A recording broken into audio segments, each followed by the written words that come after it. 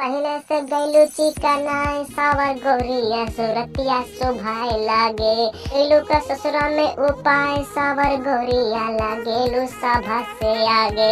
वो पहले से गैलू चिकनाई सावर गोरिया सुरतिया सुभाए लागे गैलू का ससुरा में उपाय सावर गोरिया लागेलू सभा से आगे।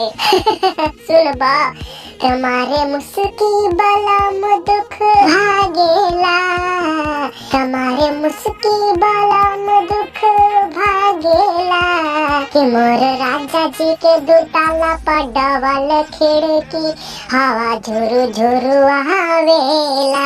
हमर राजा जी के दुताला पडवल खिड़की हवा झुरु झुरु आवेला कि मोर राजा जी के दुताला पडवल खिड़की हवा झुरु झुरु आवेला।